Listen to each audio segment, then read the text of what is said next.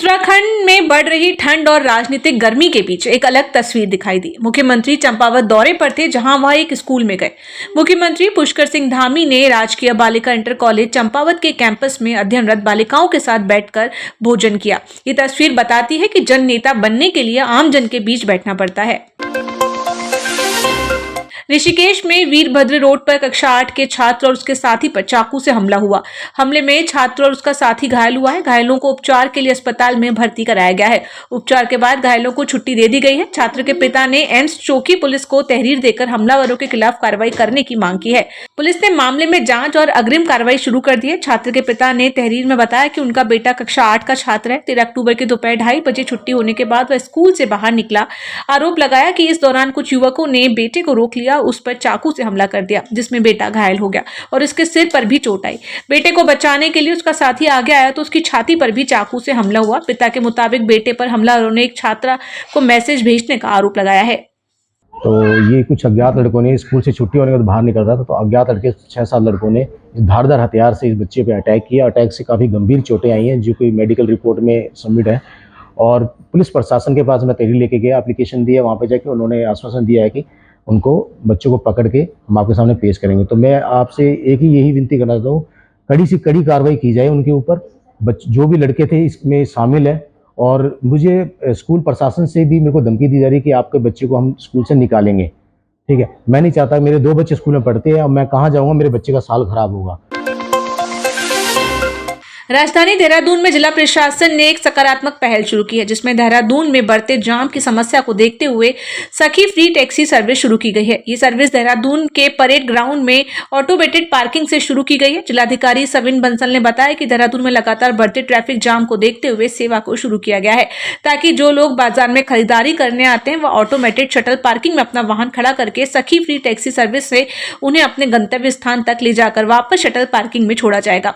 वहीं शुभारंभ के मौके पर क्षेत्रीय विधायक खजान दास भी मौजूद है, क्योंकि इसका संचालन जिला प्रशासन की सहायता से स्वयं सहायता समूह द्वारा किया जाएगा, इसलिए उन्होंने स्वयं सहायता समूह को बधाई दी। जैसा कि आप देख रहे हैं कि हमारे देहरादून कोर सिटी में पार्किंग सुविधाएं की समस्या थी, तो इन पार्किंग्स को यदि हम to their fullest potential use करेंगे तो बहुत हद तक हमारी ट्रैफिक जाम से निजात मिलेगा और कम्यूटर्स को सुविधा प्रदत्त होगी।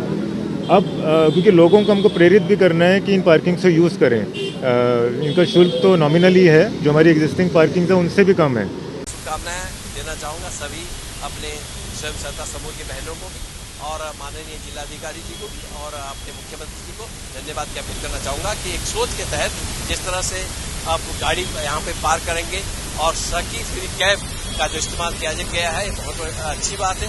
ये 2 गाड़ियां आज इसकी शुरुआत हुई है और आने वाले समय में करीबन 7 गाड़ियां और होगी। उत्तराखंड की राजनीति में अब अर्बन नक्सल गैंग की एंट्री हो गई है। मुख्यमंत्री पुष्कर सिंह धामी ने सार्वजनिक मंच से अर्बन नक्सल गैंग को लेकर बड़ा बयान दिया। उन्होंने कहा कि प्रधानमंत्री नरेंद्र मोदी के नेतृत्व में राज्य तेजी से विकास के रास्ते पर आगे बढ़ रहा है, लेकिन कुछ अर्बन नक्सल गैंग के लोग प्रदेश में जिहादी मानसिकता का माहौल बनाने की कोशिश कर रहे हैं। मुख्यमंत्री ने साफ कहा कि सरकार ऐसे लोगों के मंसूबों को कभी कामयाब नहीं होने देगी। स्पष्ट कह देना चाहता हूं कि हमारी सरकार युवाओं के भविष्य की रक्षा के लिए प्रतिबद्ध होकर और संकल्पित होकर कार्य कर रही है।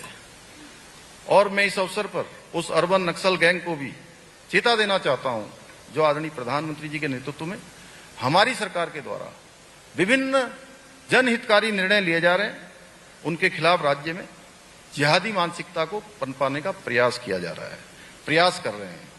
पर मैं आज इस मंच से यह बात स्पष्ट कर देना चाहता हूं कि देवभूमि उत्तराखंड में इन षड्यंत्रकारियों के मंसूबे किसी भी कीमत पर हम सफल नहीं होने देंगे, चाहे इसके लिए मुझे कुछ करना पड़े, हम सब लोगों को कुछ करना पड़े।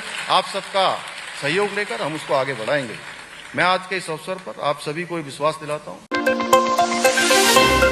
राज्य में अवैध दस्तावेज तैयार करने वालों पर सरकार ने सख्त रुख अपना लिया है। मुख्यमंत्री पुष्कर सिंह धामी ने कहा कि जो भी लोग राशन कार्ड, आधार कार्ड या बिजली कनेक्शन जैसे दस्तावेज अवैध रूप से बनवाने या दिलाने में शामिल पाए जाएंगे, उनके खिलाफ कठोर कार्रवाई की जाएगी। मुख्यमंत्री ने बताया कि इस बाबत सभी जिलाधिकारियों को स्पष्ट निर्देश दिए जा रहे हैं कि किसी भी स्तर पर ऐसे मामलों में लापरवाही या मिलीभगत बर्दाश्त नहीं की जाएगी। प्रदेश का माहौल बिगड़ने वालों पर सरकार की कड़ी नजर है। अगर कोई भी व्यक्ति इन मामलों में लिप्त होगा, उस पर कठोर कार्रवाई की जाएगी।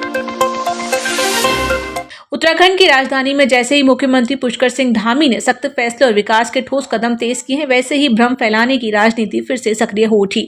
मुख्यमंत्री के हालिया बयान ने न सिर्फ ये संकेत दिया कि उनके खिलाफ कुछ ताकतें संगठित तरीके से नकारात्मक माहौल बना रही हैं, बल्कि ये भी स्पष्ट किया कि इस बार जंग बाहर नहीं भीतर से छेड़ी गई है। मुख्यमंत्री ने कहा, कुछ लोग साजिश के तहत राज्य को अस्थिरता और अराजकता की ओर धकेलने चाहते हैं। जो भी विकास कार्य चल रहे हैं, उनमें बाधाएं डालकर जनता को गुमराह किया जा रहा है।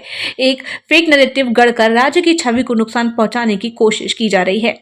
ऐसे लोग जो साजिश के तहत राज्य को अराजकता की ओर धकेलना चाहते हैं और जो भी विकास कार्य चल रहे हैं, आदरणीय प्रधानमंत्री जी के नेतृत्व में जो अनेक यहाँ पर जन कल्याणकारी योजनाएं चल रही हैं, राज्य की योजनाएं चल रही, उनमें अनावश्यक रूप से विघ्न बाधाएं डालकर कहीं न कहीं एक फेक नैरेटिव गढ़ने का काम कर रहे हैं और लोगों को भरमाने का काम कर रहे हैं कि किसी तरह से ये योजनाएं रुकें, इस प्रकार की जो विकास के काम है वो अनवरत रूप से न हो।